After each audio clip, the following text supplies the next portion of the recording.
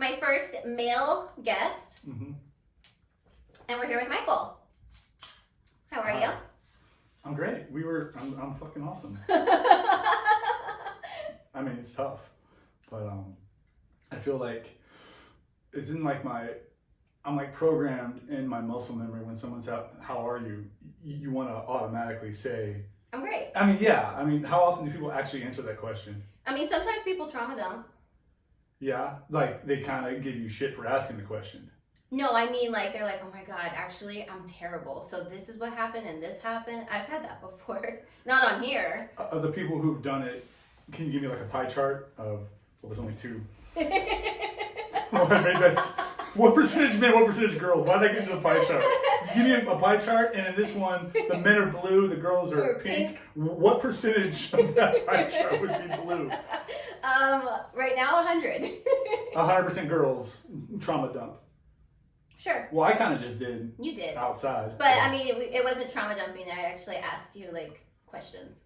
Yeah. It's trauma dumping if you just are generally being like, hey, how are you? Like, in passing. Mm-hmm. And they're like, actually, I am terrible. The person who's doing the trauma dumping is being, in a sense, being disingenuous because they know what the person means with, hey, how are you? So they're kind of like, almost kind of ruining that person's day. Or maybe they just need to vent. Yeah. But yeah, there's two sides, because then you would be in the right to say, well, you asked. That's true. You know, it's like, well, I didn't really ask. Well, it's like, well, then Then you were being disingenuous. Yeah. Exactly. You should have just said hi and moved on. I know. We known each other since actually early June 2016. My memory's impeccable. Are you serious? That my memory's impeccable? No, are you serious? That's the date? Early June 2nd. I just gotten back from the boundary waters in Minnesota. Oh. And yeah, I just remember that. Wow. It was right on the Canadian border. It was You're cool. like Rain Man. It didn't. Oh, the autistic guy. No. Yeah, I'm not saying you are. I thought you meant to make it rain in the boundary water, because I was talking about like the nature of it. It's a beautiful place. I was talking about your memory. Oh God, yes. Yeah. Oh God, yeah. It's weird. If you talk to any of my friends growing up, I like memorized magazine articles. Do you think you have like a photographic memory? Photographic. Is that like where? Like you remember? Like if you read something, you can like pretty much memorize the entire thing. I memorize scripts pretty quick. Mm-hmm. Memorize dialogue pretty quick. It's weird though, because the brains are complicated. Like people's, like a face, of course, but names I can be rough with. I won't retain names well, but events, things that happened, things that were said, or even like my high school football program. I can tell you the height and weights of all the players. Oh wow. Yeah. Stats. Really weird with stats. We talked about I might be on the spectrum, you and I. We did have that conversation. I asked ChatGPT, what does it mean when I, do that? Because when I'm really thinking, when I'm really trying to think of what to say or analyze it, I do it, and it gave like a little tick. Yeah, it's interesting. I don't know. It kind of started within the last year or two, but there's that. Right now, I'm giving clues as to why I think I might be that. Okay, on the spectrum. Yeah, because you asked. You never asked. We talk. Do you want to talk about Titan? Okay, yeah, that is why you are here. Oh, by the way, we have a virgin mojito today. I have to talk about episode drink because that's the format. Maybe that's my on the spectrum thing. I have to do things in order. But yeah. Yeah. I'm OCD, which I do believe is like a form of it. But, I got other things too. I think in that regard, we click in the same environment, but you can have animals in the same environment that don't get along. But they're still... Are you saying we don't get along? But they're still from that climate. I struggle. I'll need some time. I'll have a better comeback when I'm in the shower. All right. Well, you can, hit me back up later. Hot water enhances creativity. So have you ever thought about you have like a deep, cool thought in the shower? I think that has something to do with it. Yeah, I usually have like all my like fights in my head in the shower where I'm like, oh, I should have said that, damn it. Okay. And it's like 2 days later, and I was like, yes. Shit. All right, well, whatever. Yeah. Yeah. All right, well, Virgin Mojito, because you said you get hungover after 2 beers, and I didn't want to ruin your day/weekend. So, Virgin Mojito. You say you get hungover every day/weekend? I didn't want to ruin your day/your weekend. Okay. Because, I know you have stuff to do. Mm-hmm. But yeah, we are here because you and I are really big history nerds. And we love Titanic. I'm smiling. I can see. Yeah. But thank you for telling the people who aren't watching. Oh, yeah. This goes on YouTube, but not everyone watches. Yeah. But yeah, we're here to talk about Titanic because it's a great movie and an interesting history fact. And then in turn, the Titan sub, because there's all these new documentaries. And he is so much more prepared than me. I told him when he got here, I was kind of nervous to do this with him because I was like, he's going to be so much smarter than me. So I'm just kind of here for the ride at this point.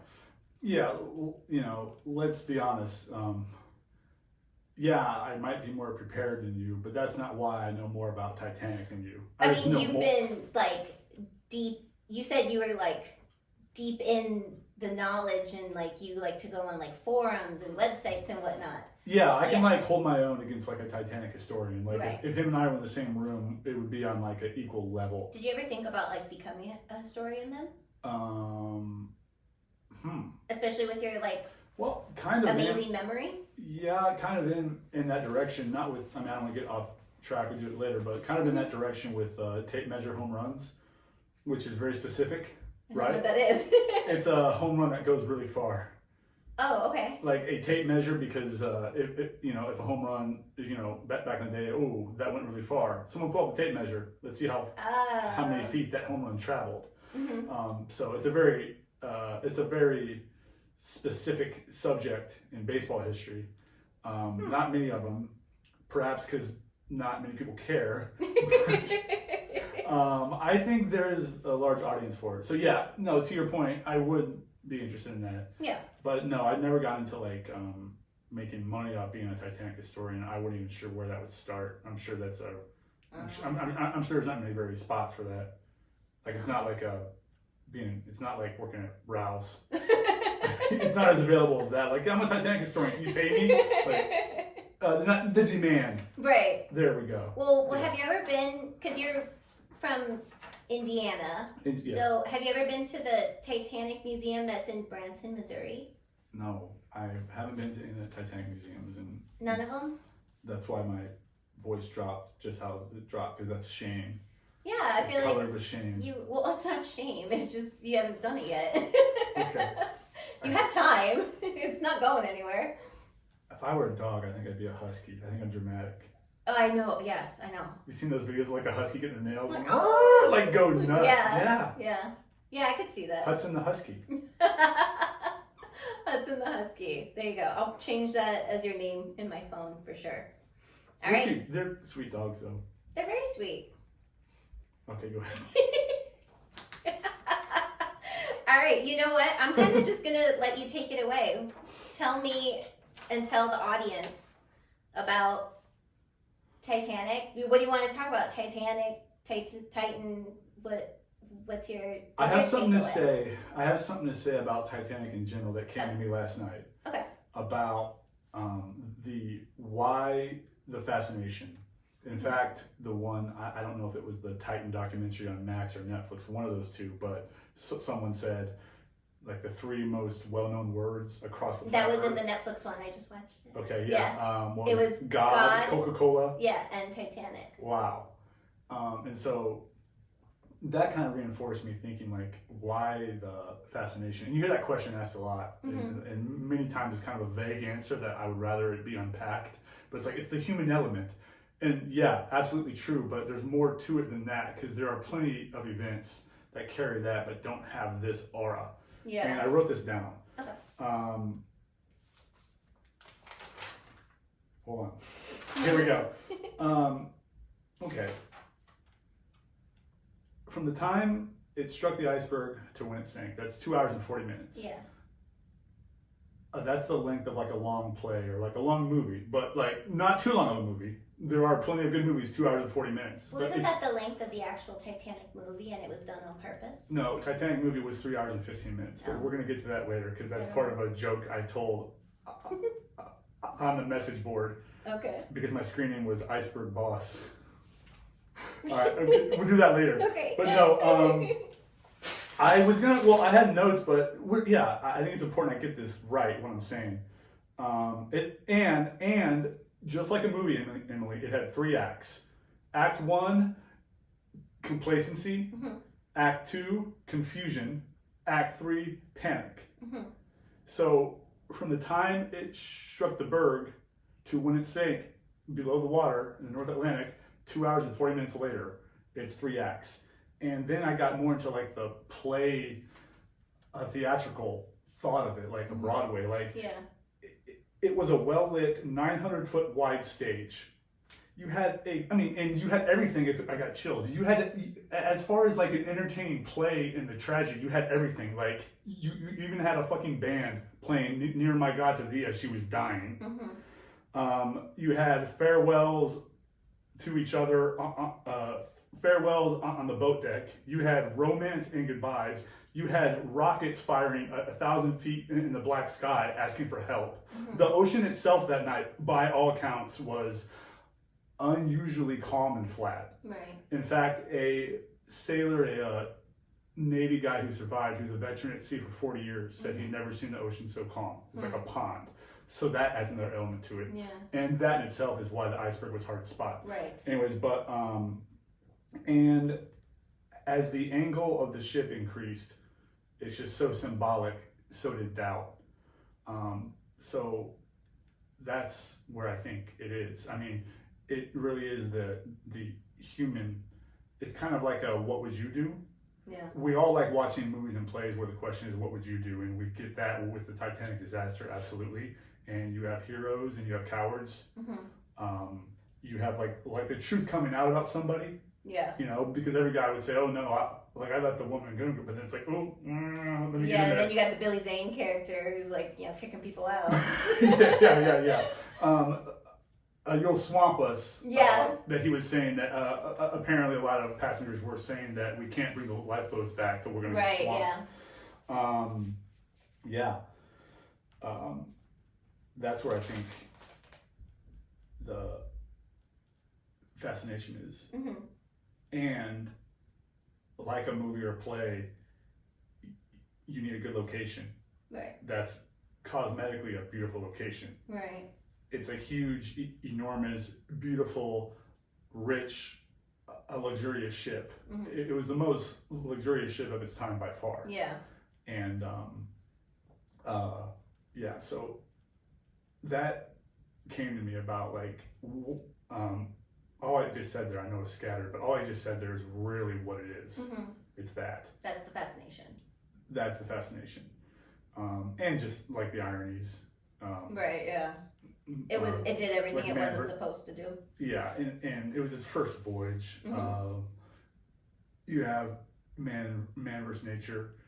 That era of technology was when we were making a lot of progress. Yeah. And so man had a lot of faith in technology and its triumph. So it stood for that. And a survivor, first class Jack there, said something like, there was peace, there was peace in the air, an aura of we're okay. Everything's great. It was like a dream. But then when the Titanic sank, it was like a startling wake up, like the world came alive kind of thing. It really is kind of a before and after of that era, right? As well as technology. It kind of stands for people were never certain again. It became a metaphor, for Christ's sake. Yeah. People were never certain again, and I think it is the biggest disaster in peacetime, which I think is another thing we're saying. Like I didn't know that. A ship that sank, but it wasn't in the middle of a war. Like the cause of a war. It was not in a war. Yeah, correct. Oh, okay. Oh, I didn't know that. Oh, yeah. Okay, so you just asked that question. What do you think you would have done in the Titanic if you were a passenger and all that? Well, the nerd in me right now is going to answer. Yeah.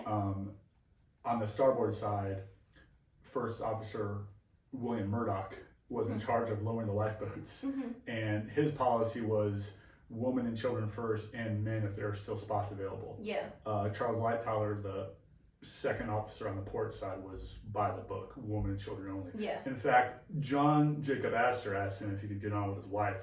Because she was pregnant. Madeline, yeah. And he was the richest man on the ship. Yeah. He was worth $100 million, which is a lot of money then. And back now. then. Yeah. Well, it's not, it's but good it's money worth, now. It's okay for money now. inflation. Yeah, he would have been like, be 2.8 billion. Yeah. Yeah. Anyways, what was his family? I think his father or grandfather was like a fur traders, and then it was railroads. Anyways, he asked if he could join, and Charles Lightoller said, "No, sir. No men are allowed on these boats until this and that." And he didn't challenge or complain. Yeah, he just let it go. Yeah. So, Ben Guggenheim didn't try to get on a lifeboat. Yeah. He was the one who said, "We're dressed in our best and we're prepared to go down as like gentlemen." a brandy. Yes, yeah, that was cool. That was tasteful. I thought that was good writing. But anyway, do you think that's what you would do? Ask for a brandy? Yeah. Yeah. What would you do? I would. Well, if I'm there, then I know what's going to happen. A lot of people early on didn't know it was going to sink, so like I would have done my best to get as many people in the lifeboats to fill up, and I would have gone down to third class to help get them up. Right. As far as them being locked down intentionally, it's not quite known. It's not as clear cut as it was in the movie. Like, no, you're not coming. Yeah, up. in the movie, it was very cold-hearted. Just yes, it might have been. It might have been by mistake, because it's not like the ship had a speaker system or an alarm system. It was just people running into the. It was dorm. word of mouth. You're knocking on doors and getting people to get their life vests on, and like the third class was far down there in a different part of the ship, and there's a lot of confusion. There's a lot of immigrants, a lot of people who don't even speak English. Yeah. And it's worth noting that most of the officers, if not all of them, did not know the ship was going to sink. So in the movie, how it's portrayed with them holding them down there, it kind of gives an impression that, oh no, like the ship's going to sink and you guys are staying down here. No. Even the officers on board didn't know it was going to sink. So they were just trying to like control the panic and control. They were trying to keep it separate because third class can't go up to first class. So like in some people's mind, it was just like a lifeboat drill, or just like a lot of officers thought we're gonna fill the lifeboats halfway, but then they'll come back later. Yeah. So there's a lot of evidence out there that most of the officers did not know it was going to sink, which I think is a mistake. Yeah. Like they should have known, because then they would have filled the lifeboats up more all the way. Well, you would think.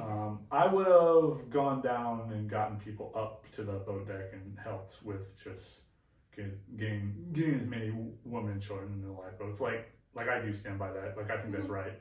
Yeah. Because kids are kids, and the females are the ones who gave birth to them. So I think I don't know, like it's just what you do. Right. It's just what you do. Yeah, that's kind of funny. Like if you ask me to really explain it from like a logical perspective, kids is like that's obvious. Right. If it was the other way, it'd be like men and the women's down here and drown. I don't know. It just seems more cold. Well, yeah. Like, what are your thoughts on that? I mean, yeah, I think women and children first as well. Like, we both agree, but I wonder. I don't know. I guess that's kind of like a moral dilemma because. Well, I think a woman carries more value because she can reproduce and make the world go round. I mean, I think if you get down to like the primitive aspect you think that's like the reason why it's women and children? I always thought they did it was like kind of like old school because it was passed down for sure. Because men are burly and they can handle themselves and they can take care of themselves, and women are like feeble and feminine and we don't know what we're doing. I thought that's what it's more kind of. That could be it too. And children are children, so they're just innocent and they need to be taken care of. It's probably a rule on all ships. In the case of this, that point is moot because the water's freezing. Right. So, but yeah, if the water's not, then yeah, you talk about, well, like a man he can be in the water and swim. Right. But the woman should not be struggling in the water. She should be safe in the boat because you protect them. Yeah. Yeah, but that's irrelevant when it's 28-degree water. And you're in the middle of nowhere. Yeah. Yeah. What did you think of Titan? Oh my god. Okay, so I remember when it first happened, my boyfriend and I, we were on our anniversary trip. And it like consumed, I was like obsessed with what was going on and not like in the moment and paying attention to what I should have been paying attention to. Because like I remember the news was going on and on about how they thought they were still alive, and then it was like, I remember there was a countdown like in the corner, like a ticker of how much time they had left of oxygen. And in my head I was like, these poor people, oh my god, they have 6 hours left, oh my god, it just like, it like panicked me almost, like in a weird way. And then of course we find out what happened. They imploded, and we've been searching for them for 4 days for no reason. It was wild. But then in watching the documentaries now that just recently came out, you realize what a terrible guy Stockton Rush was. You already kind of mad prick vibes. His resting face is prick face. You feel me? Yes. He is a guy who was born into privilege, married even into more privilege, and had no care in the world because he thought he was it. It's like he was playing God. I think he wanted, more than anything, he wanted to be it. Like they made a reference, he wanted to be a Bezos or a Musk. he wanted to be in the same class as Elon Musk and Jeff Bezos, and it's like he had so much. He was a guy who had so much money, who shouldn't have had money to begin with, but he had so much money that he just disregarded human life, including his own. But it's wild. I wrote it down because I was like, hold on, he's coming so prepared. I need to have something. Yeah. Okay, so the guy, I got scared. There it is. All right, Tony Neeson, who is the director of engineering. This was from the Netflix documentary Titan, the OceanGate submersible disaster. The second one, yeah. Yeah, he called Stockton, quote, a narcissist bordering on a psychopath, which I thought like kind of just summed it up in and of itself. He gave not one flying fuck about anybody or anyone's opinions. If you counteracted him and said, hey, I don't think this is a good idea, he just fired you and disregarded anyone's opinion other than his own, or anyone who was kissing his ass. I have written Stockton psycho, prick vibes, more narcissist, less psycho, but it's still there. Yeah. I think it had to be. It was either delusion or denial about the safety. I think it's both. Because denial for sure. He really thought that it wasn't going to matter. Ambition blinds. Yeah. You hear so we watched two. The one on Netflix we just saw. Yeah. That had a lot more of which I like to hear. Quotes or what he's saying, and you get to hear him speak. Yeah. When that guy came in with his concerns, defensive, just immediate. A defensive teenager. Yes. He was cutting him off. Now, this guy's an engineer. He was very smart, very qualified, and he voiced his concerns. Oh, the guy who's he voiced his concerns in a professional way too. For sure. As safe as he could. Yeah. And it wasn't good enough, and it's like when you have a belief, like say I have a strong belief, and you, Emily, attack that belief. You aren't attacking me, but because of that belief, like that belief is like part of my body. Yeah. In a way, you're attacking me. Yeah. And I think like it was very personal. he has people around him who would not push back, who wouldn't challenge, or if they did, they're fired. Yeah. Like he was just, he's a guy who is always used to be told yes. So if you say no to him, he doesn't know what to do with himself. Yeah, and you mentioned earlier, I wanted you to unpack it. His wife came from wealth. Yes. What? Do you remember? Yeah, so she is the descendants of Ida and Isadora Strauss, and they were the old couple in the bed in the movie Titanic. Yeah. And they were the founders of Macy's. Wow. Correct. I know things. Yeah. I think, yeah, it was a famous story because she apparently, I don't know why it was in the final cut, but I mean, 3 hours, 15 minutes. Yeah, you gotta cut trim stuff. Yeah.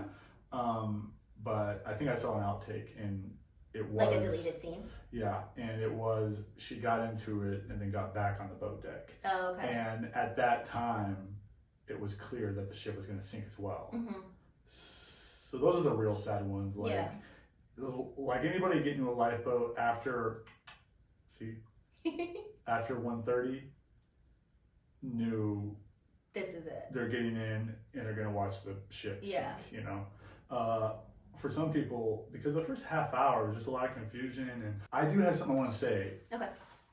I do believe what these people are saying about Stockton, like the people who work for him, they are still talking about it like with the luxury of hindsight. Yeah. Like it's after the fact, and they're saying things and talking about things about a guy who's not currently there to defend himself. So it is, I still believe them, but it is much more convenient. So I do wonder from an embellishing standpoint. But like the writing was just completely, I mean, like the writing was on the wall even before. Okay, I had this thought, and then I kind of saw it on TikTok, which honestly, like, I should just cite TikTok as like the majority of my information because I go to like TikTok University. Yeah. But someone said, like, do you think he was like kind of on like maybe like a suicide mission, but it kind of murder-suicide because it was like he knew it was going to fail and he didn't want to live in the failure, and then he just happened to take 4 other people down with him and collected their money on the way out. You know, like what do you think of the psychology is behind him? He heard the pops. You hear it in all the footage that's been released on all these documentaries. You hear the creaking and the pops, which are terrifying, but he hears it and he still ignores it. Do you think he knew this is never going to happen and just decided to kind of go down with the ship? I mean, if that's true, he really is psycho because there's, why not just go down by yourself? 13-year-old down there and those other people. Yeah. Yeah. And he took their money before he went. Yeah. You know? The first one on Max kind of got into that, that he was facing a bankruptcy and needed to cash in, but like, I mean, it wasn't mentioned on the Netflix one. Yeah, he had gone for so long of this like not working that finally he was just like, no, we're gonna do it. That's why he got so defensive for any opposition. I think because of his personality, and granted, I think people overuse the word narcissist, but I do think it applies to him. And because it is a sickness. He had put time and years and a lot of face time because he did seem to want fame. He seemed to like the camera time, and he would contact news sources to be like, "Hey, this is what we're doing. Want to come look?" Yeah, and the way he like posed in the photos, he wanted to look like a Steve Jobs, like you know what I'm trying to say? Like, I can see him talking to Karen like, "No, I want this angle or this look." Yeah. He would bring a lot of things back to him when I heard him talking about what they had accomplished. I noticed that. So yeah, it makes perfect sense because the pain of failure or the pain of someone saying this is not going to work, we are shutting this down, he can't take that. And then that means all the people who said this isn't a good idea can say, I told you so. I told you this 5 years ago. He doesn't want to face being wrong. Right. He would have to be in like and he would have to like face, like a hearing and just look stupid doing it. He has too much ego for that. So I can totally get that he's thinking about his legacy. So, Now he's got at least I have a legacy. Well, what the guy say? It gave me chills when he's like, he wanted fame. Yeah, and he got it. He got it. And he got it. Yeah. I mean, he might have said that. He might have said the truthful part out loud right there. Mm-hmm. He wanted fame and he got it. Right. It's all discussing when like that one girl, she was the engineer, or she's also like there was a few. One was an accountant. Yeah. He wanted her to steer it. She's like, I'm an accountant. Yeah, and she's like an accountant. She's like, that's not why I'm here. But as time went on, more and more. He started to be more and more qualified people left. Yeah, so he started to bump up people. Yeah, I know who you're talking about. He just moved it around. The blonde girl who she started out as like a student at the University of Washington, and she started to kind of move her way up in the company. And he was like, I want you to be the face of the company. It shouldn't be a 60-year-old man. It should be a young woman because it's more revolutionary. He wanted a woman to drive because that would give him a face of like, we have our first woman driver. Yep. Like, yeah, it's a new sense of notoriety of like. It's a little like it's mildly political and it's like a sense of wokeness. Like it's gonna be picked up on networks and given FaceTime. For sure. It's just a new publicity route. I'm gonna have you drive with this PlayStation controller. I know. That in itself, I don't know if it worked or not, but just the view of it, how it looks should be like, how about we don't have a PlayStation controller for something somebody pays $250,000 for? Yeah. Go 2.5 miles below the surface. Right. I don't know.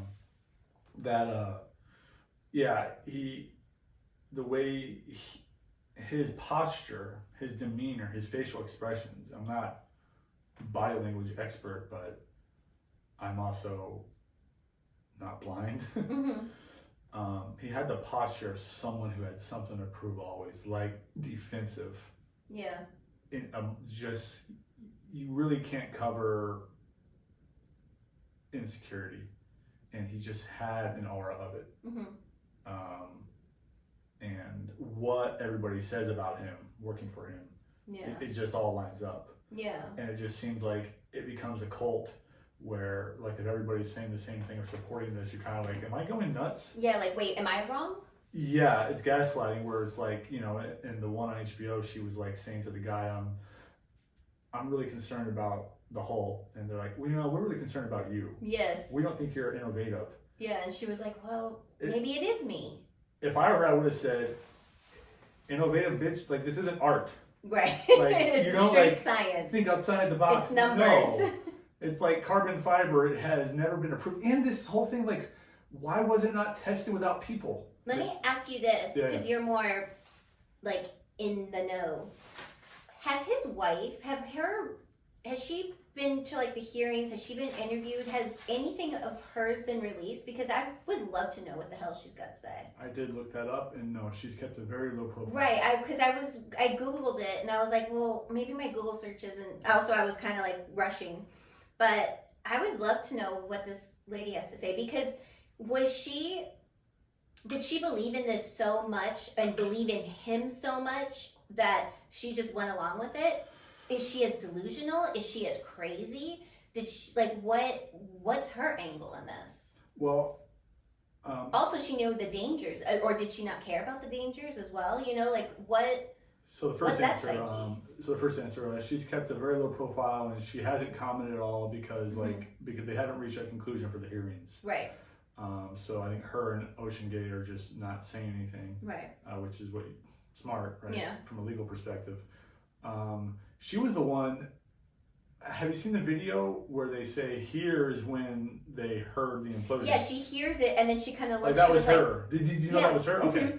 Like, I didn't know that till recently. Like, that's her and another gentleman, they looked at each other, and she was like, what was that? Yeah, she was like, what was that? It's like, that was your husband dying. Did you, like, not realize? Did she not realize it? Not at the time, no. It was just it probably wasn't the first crack, but but that wasn't a crack. That's a different, Oh, yeah. Well, like, that sound, did it come through the computer, or did it come through, like, the sound waves of the ocean? Because I heard something 900 miles away. I don't know how sound travels underwater. Right. But something about, somebody picked up the implosion sound 900 miles away. Right. So it does travel or something. Yeah. That I don't know what exactly, how they heard it. That clip of when it happened in real time, and she's on a walkie-talkie, and they said something about drop weights. Yeah. And then a radio message came in, but that radio message was actually before the implosion. It right. just Oh, traveled that's yeah. slower. Because it just took slower. So I guess she thought all was well. Yeah. Yeah. But like she was smirking. Yeah. Yeah. I have no idea what she's doing. What is she thinking all this? Because she did lose her husband. Yeah. But it's like they all ignored the signs of it. They don't really even talk about her much in both documentaries. I know. Like, I suspect. That kind of it's probably bugged me. I mean, I'm sure it was by design. It's probably a legal thing too. Like, if you talk about me or my family, we can sue or something. She comes from wealth, so like I'm sure they know about lawyers. You know what I mean? Do you remember that quote from, I forget who? Oh wait, Tony Neeson said it of when they fired David Lockridge. Stockton told Neeson, he was like, that he doesn't mind spending $50,000 to ruin someone's life, and that when he said that to him, it like sent a chill up his spine, and he was like, oh shit, like this guy's fucking nuts. It was the words which were rough, but also just the. It's the callousness. Yeah, it was his demeanor that got in my face. Like, I don't care. Like, who gives a fuck? Yeah, what exactly did you mean by that? I don't mind finishing. So it was when David Lockridge was saying he was gonna kind of go public about it, or like, and so he was like, I'm gonna discredit him before he can discredit this project. Oh God, yeah. Okay, now I get it. Yeah. Like, I'll spend money on a lawyer to smear the fuck out of him. Exactly. Even though it might not be true. Yeah, he didn't care. Yeah, like he was just, and that he's like, $50,000 is nothing to me. I can spend that and ruin this guy's reputation, his life. I'll go after him, his wife, his kids, his house, he said at one point, I'll go after your green card. It was just mean. There seemed to be some good people who were on the project who stuck to their principles and just had to go. So, like, the truth is there were a lot of warning signs. It was people just quitting. Yeah. Like. Yeah, at the end, like, when everything happened, there were very, like, the people lots of people were like, oh God, of course. Yeah, there were people who were still on the project, but they were lower level. Like, they didn't have any more, like, directors of operation, director of marine ops and engineering. It was like, it wasn't the people who had, all this years of knowledge and that should have been attached to the project. Yeah. They said something about Stockton in an interview was saying it's pretty much invulnerable. And the interviewer said, well, that's what they said about Titanic. And I get the reference what they mean, and where I'm going with this is kind of what we started earlier, where comparing what's worse. Like, we know what's worse from like a tragedy, like standpoint. A human life standpoint. It's just so much more human. So of course the Titanic is more tragic. But my question is, what do you think is more negligent? Well, I mean, I guess you can make a list for both of them. Titanic could be more negligent because they didn't have enough lifeboats for all the passengers aboard. They didn't load all the lifeboats. They didn't have the proper binoculars, or they didn't have the proper equipment to see the iceberg in time. There's a lot there. But at the same time, Titan, I don't know. I want to say I think Titan is more negligent because... I'll say what I feel. All right. And then I'll let you, and it'll fill you with more information to blend. Okay. And then pour. So, the builder, first off, you cite the lifeboats, of course, is valid, but in the case of Titanic, it would not have made a difference. Sure. It went beneath the water at 2:20 a.m., and the last lifeboat was launched at 2:05 a.m., so they couldn't have loaded them all up anyway, so still a large amount of people were going to die. I guess you can make the argument, well, there's still 16 boats on board that when the ship sinks, those boats are going to float. So you have, but then again, it's 28-degree water. The air temperature is 33 degrees. Yeah, those people didn't stand a chance on making it. If you're in the water, if you're in the water even for 2 minutes and then get out, you could most still die. Right. So, The binoculars in the crow's nest, I don't think would have made a difference. Wasn't there a story about how the person who was supposed to be like, I don't know, the lookout guy, their like main person, I feel like I'm talking in like really layman terms. He was supposed to be there and then he didn't make the ship, so he didn't bring all the equipment that was necessary. Am I making this up? Like a lot of people make a big deal out of the fact that they were looking for icebergs with the naked eye. Yeah. And they didn't have binoculars. Well, people use binoculars as an option or as like a confirmation. As a confirmation of something. It's not for something you're just doing, because when you're scanning the horizon, they're doing it with the naked eye. Yeah. Because it's just more practical. It's a better wide view. Yeah. You know what I mean? And then you use the binoculars to get more specifics. So that's kind of just, it doesn't really, here's what I have as far as comparing what was more incompetent. And it's not even close, Titan, because for the negligence to be comparable, Thomas Andrews, who is the ship's designer of Titanic, he would have to say something of like, if there are 10 compartments breached, she still stays afloat, but she sank with 6 flooded. It was never misadvertised. It was known that she could stay afloat with 4 compartments flooded. That's 220 feet of damage. So Titanic can stay afloat with 220 feet of damage. It's a very safe ship. The odds of that kind of collision are 1,000,000 to 1. We really look at it as really a negligent hindsight, and there is some truth to it, but not nearly as bad as people think, because for the time, they were doing everything that they were supposed to be doing. It's not like we're present. Stockton was not doing things he was supposed to be doing. He didn't give a fuck. Exactly, but Titanic was doing things they were supposed to be doing, which in hindsight weren't good, but and that's why we have all the changes. That's why we have changes. And so they had the lookouts posted. They told them about ice, and they told them to look for ice. They had these warnings on radio about icebergs. Radio then was pretty new, so like they had these ice warnings that 4 or 5 years ago ships didn't have, yet ships weren't hitting icebergs left and right then. Common sense tells you an iceberg that's big enough to really cause us damage we're going to see in time, and that's true to an extent, but they just turned at the exact right time and it skidded the side. Had they hit it head on, it would have been fine. I was going to say that I had heard that, and I was going to ask you if that was It would have damaged the fuck out of it, but it would not have sank. It would not have sank.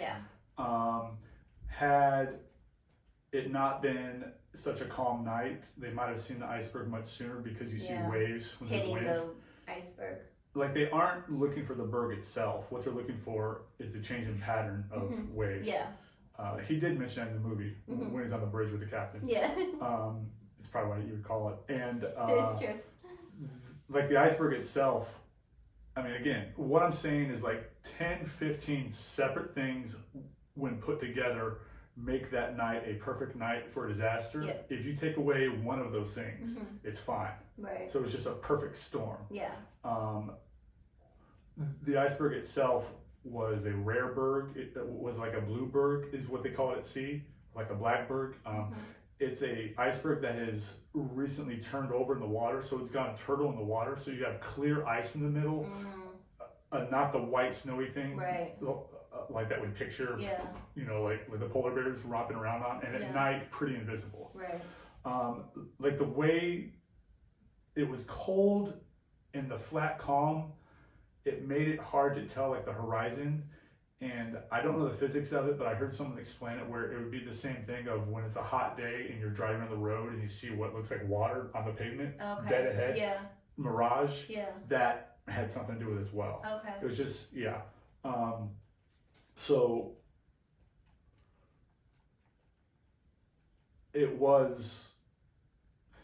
it shouldn't have sank. It would not sink in most scenarios. Yeah. Titan was going to implode. That was going to happen no matter what. So, it was just a matter of when. So that's my angle as far as like what's more negligent. Yeah. Now, Titanic did have some warnings from other ships about ice. It did, like a lot of people don't know this, it did take a misdirection, and like the captain veered a 20 miles south. So he did change his course. And then also he was going faster so that he could make a better time. Thank you. They were going too fast. Yeah. That's with the argument I'm making, that's the biggest strike someone would have on me, that like the speed they were going, it still was normal in those times, but if had he seen all the ice warnings, he didn't see them all, then I think he would have slowed it down. Right. Had Murdoch not stopped, and he did a hard starboard, which is left, and then he stopped and reversed the engines. That made the rudder far less effective. Had they kept going full speed and just went hard to starboard, like they probably would have missed it clearly. Titan is more negligent, I think. Yeah, it absolutely is. I mean, I would agree with that, because this disaster was going to happen no matter what. It's just a matter of when it was going to happen and who was going to be on it. Like, he should have stopped it immediately. He should have stopped it years prior. Yeah. He's hard-headed. Yeah. He just didn't listen to reason. Yeah. Because he was driven by his own ego. Yeah. He was blind. And do you think it was the fame that made him blind, or you think it was his own ego that he just needed to be right? I have to be right. I have to be right. He had dug himself in a hole of having to be right that he was in too deep, to where if he dug out, he would look like a failure. Yeah. And all that press he had done, all the claims he had made, and the money he invested. Yeah. He couldn't, because he was being cheap with certain things, where he talked about a certain cost. Very cheap. Like apparently, I think that might be kind of the thing. Steel and titanium are apparently much more expensive. Yeah. And they said you would need a bigger ship. It costs a lot more to ship it, because it weighs so much more. Yeah. So. And they would need different kind of machinery to even just put it in the water. So, dude, if you're going 2.5 miles below the ocean,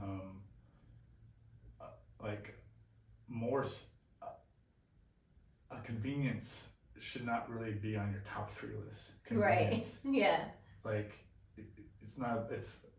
You're gonna kill people. Like, it's risky down there. Yeah, of course. It's risky. The more we unpack him, the more I think he definitely had. I don't know if it was suicidal or blind psycho, but he was. I mean, he went to school. He did engineering. Yeah, but they did say he wasn't the best student. Yeah, they showed his report card. And I think that bugged him too.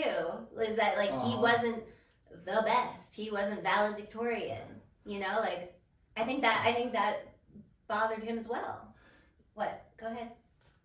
I was part of an online Titanic Society group. So we can't vote on Titanic. I'm sorry. Okay, go ahead. I'm sorry. Okay. Go ahead. I was in college. I was part of Titanic Historical Society. What years are these? This is 2005. Okay. And so it was like a message boards, and which they still have, but it was much more simple in those days. And I was a moderator on some Titanic groups. It's a bunch of virgins. It's a bunch of Titanic nerds. I mean, I'll cut through it. Here, hi, I'm Michael. I'm here. You didn't need to out yourself like that. I was gone for a little bit. Hi. I was a moderator on message boards, and it was just like we all had it was just a bunch of people who wanted to talk about Titanic. But that's what the message boards are about. I know, but it was like a job that you're not getting paid for. And, but you're getting paid. You're getting paid with camaraderie. Yeah. Over the computer. You had parasocial relationships with other Titanic lovers. And you learn things, because you learn things, so we all help each other out. I might have a question, and that I wasn't sure. I was like, when Boxhall went down to the mailroom. Was it really 14 feet above keel? You know, they're like, no, it's 12. I mean, dude, like there's levels to this shit. Like there's knowing, then there's like I said, I knew you were gonna come way more prepared than I was, so that's why I was like, oh crap. Anyways, so I'll read how I want to say this. As much of a dork as I am, as much as I know, somebody out there always knows more. My username was Fred Fleet 32. Frederick Fleet was the guy who spotted the iceberg. Iceberg right ahead. He ended up killing himself when he was older. And my other username was Iceberg Boss. We would Happy Wednesday, everybody! Like, what's on the menu for tonight? And we knew what was on the first class dining room menu. Oh. So it's almost like we're saying, "Oh, I'm hungry for some," but I'm hungry for some. And what was it? I was gonna say what was on the menu. Yeah, well, I wrote a good evening, old man. Like that's an old Brit term. So we gotta keep it. Yeah, keep it authentic too. Yeah, it's kind of like those old plays when they're like the Declaration of Independence. Like, I'm Ben Franklin. You have like your wig, except I'm 23 here, not. So good evening, old man. On the menu tonight is grilled mutton chops, mashed fried and Baker Jack potatoes, and Victoria pudding. God, there's great food on Titanic. Does that sound like a meal you'd want to eat? Oh yeah. That sounds terrible to me. Well, I mean, like that was one of many, but right. I'm also being accurate here. I believe you. Oh, that was on an entree, the first class dining, which was I think on E deck. Anyways, somebody would join in on the message board and say, pass the Venera and Graham rolls, because that was something. And I would say, like they call me a troll. And they call you a troll? Yeah, but this to them was trolling. Okay. I don't think it's that rude. That's why it's fun to take it so seriously. And I'd say, beef stew and hash. And somebody would type, third class, what's a steerage passenger doing in here? You're right. It was a bunch of versions on a computer. I think so. Yeah. That's just, I didn't see them, but I have a visual. I can picture. But it's kind of funny. I was like pretty swollen jacked at 23, and I was a football player. Right. I was homecoming king. So that's kind of like a guilty pleasure. Like, it's kind of like porn. It's like, what is he doing in his spare time? Like, I caught you. I wasn't doing anything. I'm looking up scores. Who won the game? Oh no. Yeah. I just realized it wasn't like I didn't share it with people. Not many people knew. They knew about Titanic, but they didn't know I was your passion. Yeah. Then I'd troll as Iceberg Boss. Because people didn't know it was you. Well, I had two. Yeah, handles. Two usernames, Emily. Come on. I mean, I kind of had access because I moderated message boards, two of them, where people are going, hey, I'm gonna block you from this. You can't be custom. Emily, you're like, what the fuck? Who the fuck are you? Oh my god. As Iceberg Boss, I would come in to a party in third class because they'd have different events, but they had to be real things. Oh, okay. And what's the band playing? And it had to be what was the band playing? Or what was on the menu? What were the appetizers? Or if someone saw, I saw Murdoch strolling by, no, he's not on duty right now. Oh my god. So it's like these people are playing Sims almost with a real life event. Yeah. They're LARPing, but on the computer. What did they sing at Mass on Sunday? It was For Those in Peril at the Sea. I saw that in the movie. They did? Yeah. They were singing it. It was that song, but I don't think. You're like, wrong day, bitch. I don't think they saw Perils at the Sea. I kind of got defensive there, saying no. I know. I did. I was like, yeah. It's like you were 23 again. No, I'm mature now. We got good stuff, don't we? Yeah. Has any girl made you laugh like this? Huh? Has any girl made you laugh like this? I mean, yeah. Okay. I laugh but... Why'd I ask that? Oh, I feel like I just hurt your feelings. Is that competitiveness? That was super competitive. Jesus, I see? Yeah. Did another girl make you laugh?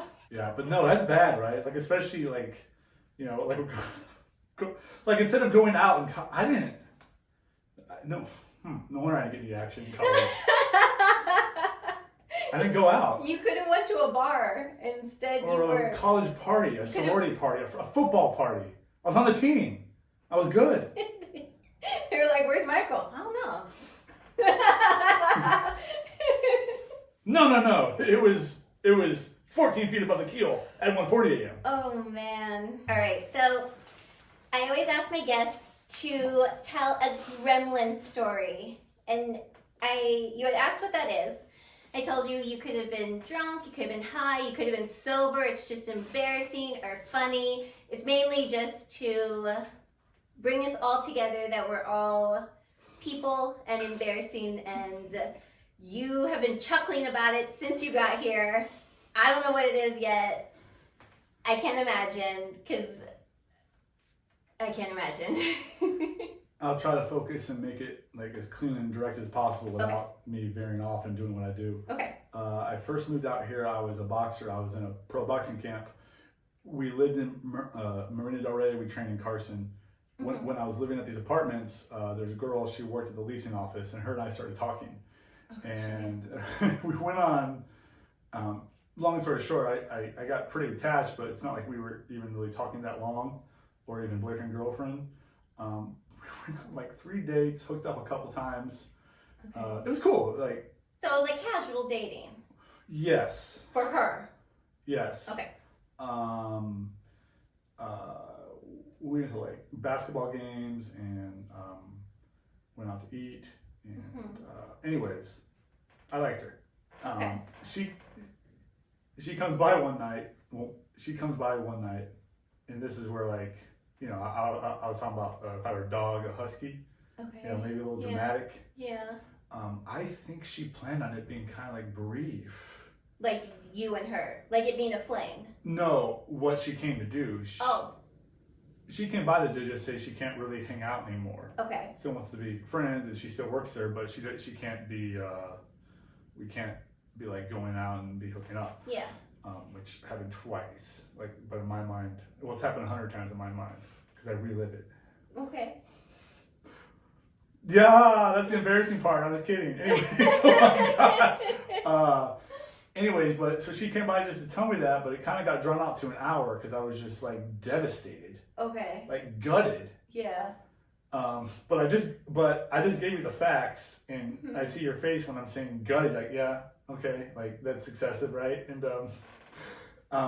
so it was time for her to go, and I was like, I was walking her out the door, and I was like, I think I offered her a drink or what. I was like, and she was like, oh, like made a noise like, oh, like you were, like she was like feeling bad. Yeah, I broke down. She walks out. I chase her outside. Okay. Like, think like Helen Hunt, Tom Hanks in Castaway. You know, like she, what was his name? Runs out the rain. Yeah, I know. Yeah, and she's like chasing him down the driveway. Which is a little more justified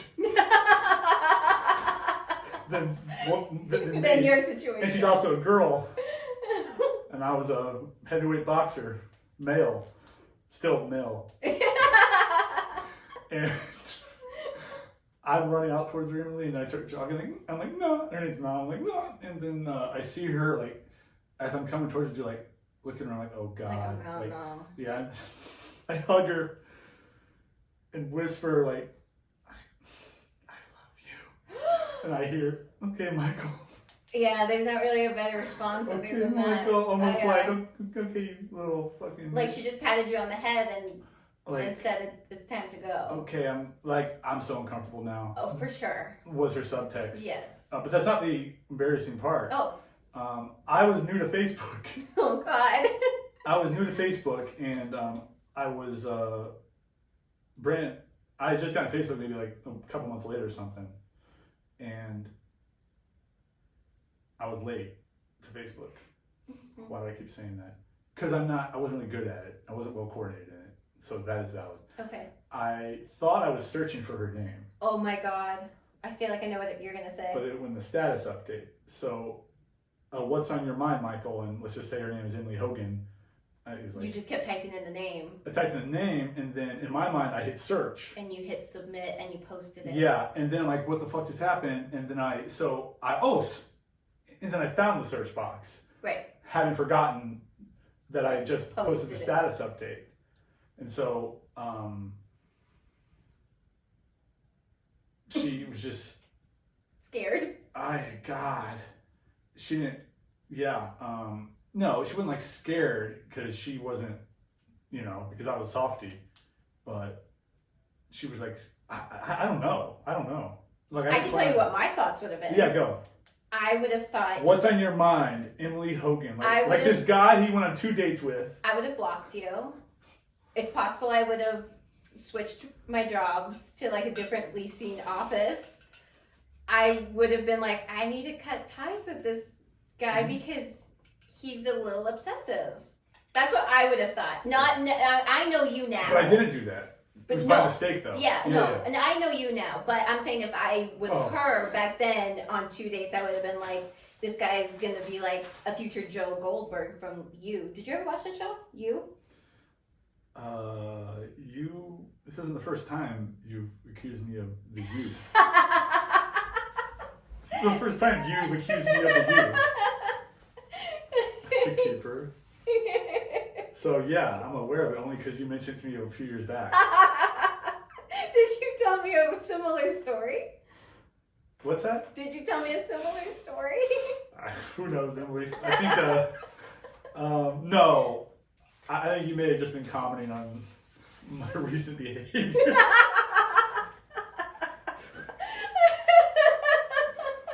Yeah. I'm sorry. No. But anyways, you know what? What was the aftermath of this whole thing? After you when you posted it, how long did it take for you to take it down? I think I heard that she was laughing her ass off the next day when she heard that I had made a mistake. So it was, Okay. I think she saw me as just what I was. Like a puppy dog? New. Yeah, just not in many relationships. And just, she had like this perception of Indiana, like she thought I grew up on a farm and I didn't, but so she saw me as like even more naive than I was. But you're like being new in the city. I actually was naive, but she saw me even more than that. Right. So in her mind, which is why she thought the Facebook thing was funny. Right. But it's also kind of an insult to me because I should know better because I didn't grow up on a farm. So it just keeps going back to there's no scenario where I look good. That's why it's a Gremlin story. Yeah. You don't end up looking. You're not your best self at the end of the day. It's just a story where you're like, well, shit. I think that was that. Well, a narcissist will never have a Gremlin story. It'll always be like them being a hero. They are, because usually they don't like to lose control. Nope. And gremlins lose control, not on a consistent basis, but enough times where they talk about it on the podcast. I'll give another one that's embarrassing and quicker. Okay. I was at a college party. I played football in Kentucky, and for fall break, I went to my best friend's college in Indiana. Mm-hmm. It was DePaul University. Okay. In 2004, it was like $30,000 a year. Mm-hmm. So, it's a rich boy's place. Mm-hmm. I went to a frat party there, and there was this girl I was talking to, but then I didn't see her, and I was getting wasted, which is rare, but I was getting wasted, and so this is where the drunk part lies in. It was a narrow hallway. Okay. So narrow that I thought if I was on the ground, like my feet could touch. Oh. And she was walking towards us, and I'm just drinking with my friends, and like if you're my friends, we're sitting here talking, and for like I'll say from my perspective what I was thinking, and then I'll say probably what they were thinking. Mm-hmm. Which order is funnier? I want to know what yours is. Mine first. Yeah. I was thinking, oh, she's coming this way, like she might see just this big guy, but I want to show that I'm athletic and coordinated. Okay. Which is weird, but also okay. Also, when you're drunk, no, you're not athletic and coordinated. Yeah. Or in this case, the hallway wasn't short enough. I thought I was gonna jump and do a Spider-Man. Oh, and like bam. No, like go. Because like hallway, and I thought I was tall enough. It was a narrow, like a dorm hallway. I thought I was narrow. I thought I would be tall enough for my feet to touch, my hands to touch, and I would just sit there and look. Oh my God. Like a gymnast. So you're in the sitting position. So my goal is to look like a gymnast for a girl. That's just funny in itself, and I failed at that because I just landed on my fucking. I was gonna say you just tailbone. Yeah, you just fell. So you just jumped in the air and fell on. From their perspective, I see her coming, like, guys, bam, and I made this face according to them. I was just like, I could have been worse. You probably bruised your tailbone. It was bad, yeah. And but like I have thick glutes, so that sounds funny. No, but my butt helped. Yeah, okay. I was squatting a lot that summer, so sturdy spine. Just did that, and she didn't. She wasn't impressed. I think she just walked over me. Because I'm on the ground like that. Well, yeah. I mean, unless she's going to nurse you. Yeah. Which she didn't ask if you okay. Yeah, she could have been like, oh my God, are you okay? Hey guys, so the last part of that video cut out, which is an absolute shame. If you want to listen to the original ending, which is much better than what I'm going to do right now, make sure to go listen on Apple Podcasts, Spotify, iHeartRadio, Listen Notes, wherever you stream your podcasts, make sure to give it a listen. I'm going to do the outro by myself because he's gone. You can find him on Instagram and TikTok at Mikey the Huddy. He also does improv at the West Side Comedy Theater in Santa Monica. He's on a team that performs Monday nights, and the team name is Manta Sonica, which is just Santa Monica backwards. He said that they have one more show left, and then they have to renew their residency. So make sure to go give him a follow, Instagram and TikTok, Mikey the Huddy. That way you can see all of his content, see where he's performing, all that good stuff. You can also follow the podcast, Instagram and TikTok, Emily2GremliPod. You can also email the podcast at Emily2GremliPod@gmail.com. You can write in a Gremlin story, an advice question, anything you want. Make sure to send that over. That's pretty much the episode. Make sure to like, follow, share, subscribe, all that good stuff. And yeah, I hope you guys enjoyed the episode. We had a lot of fun, and thanks for watching. Bye.